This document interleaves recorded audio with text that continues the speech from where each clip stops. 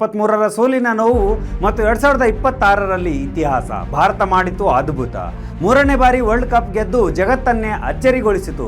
ಫೈನಲ್ನಲ್ಲಿ ಎದುರಿದ್ದುದು ಬಲಿಷ್ಠ ತಂಡ ನ್ಯೂಜಿಲೆಂಡ್ ನ್ಯಾಷನಲ್ ಕ್ರಿಕೆಟ್ ಟೀಮ್. ಆದರೆ ಈ ಬಾರಿ ಭಾರತೀಯ ತಂಡದ ನಿರ್ಧಾರ ಸ್ಪಷ್ಟವಾಗಿತ್ತು. ಟ್ರೋಫಿ ಭಾರತಕ್ಕೆ ಬರಲೇಬೇಕು ಅಂತ.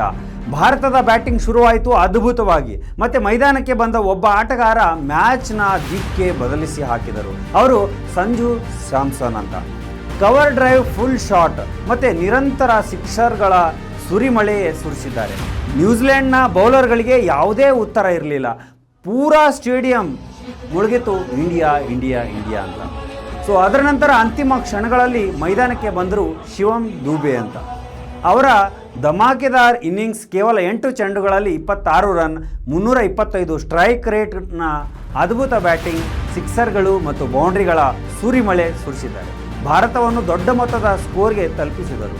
ಅದೇ ಕಾರಣದಿಂದ ನ್ಯೂಜಿಲೆಂಡ್ ನ್ಯಾಷನಲ್ ಕ್ರಿಕೆಟ್ ಟೀಮ್ ಆರಂಭದಿಂದಲೇ ಒತ್ತಡದಲ್ಲಿ ಕಾಣಿಸಿಕೊಂಡಿತು. ಭಾರತ ದೊಡ್ಡ ಸ್ಕೋರ್ಗಳು ಕಟ್ಟಿತ್ತು. ಈಗ ಬಂತು ಭಾರತೀಯ ಬೌಲರ್ಗಳ ಸರದಿ. ಹೊಸ ಚೆಂಡು ಹಿಡಿದು ಬಂದರು ಜಾಸ್ಪ್ರೀತ್ ಬುಮ್ರಾ ಅವರ ನಿಖರ ಯೋರ್ಕರ್ ವೇಗದ ಬೌನ್ಸರ್. ಮೊದಲ ಸ್ಪೇನ್ನಲ್ಲೇ ದೊಡ್ಡ ವಿಕೆಟ್. ನ್ಯೂಜಿಲೆಂಡ್ ಬ್ಯಾಟಿಂಗ್ ಒತ್ತಡಕ್ಕೆ ಸಿಲುಕಿತು.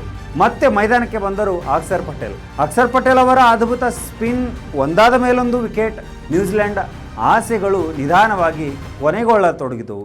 ಫೈನಲ್ ಓವರ್ ಪೂರ್ತಿ ದೇಶ ಉಸಿರುಗೊಟ್ಟಿ ಕೂತಿತ್ತು ಮತ್ತು ಕೊನೆಯ ವಿಕೆಟ್ ಬಿದ್ದ ಕ್ಷಣ ಭಾರತ ವರ್ಲ್ಡ್ ಕಪ್ ಚಾಂಪಿಯನ್ ಆಯಿತು. 2023ರ ಸೋಲಿನ ಪ್ರತೀಕಾರ 2026ರಲ್ಲಿ ಇತಿಹಾಸ. ಭಾರತ 3ನೇ ಬಾರಿ ವರ್ಲ್ಡ್ ಕಪ್ ವಿನ್ನರ್ ಆಯಿತು. ಸೊ ಈ ಬಗ್ಗೆ ನೀವೇನಂತೀರಿ ಕಮೆಂಟ್ ಮೂಲಕ ತಿಳಿಸಿ. ಇದೇ ರೀತಿಯ ವಿಶೇಷ ವಿಡಿಯೋಗಳಿಗಾಗಿ SA ನ್ಯೂಸ್ ಕರ್ನಾಟಕವನ್ನು ಸಬ್ಸ್ಕ್ರೈಬ್ ಮಾಡ್ಕೊಳ್ಳಿ.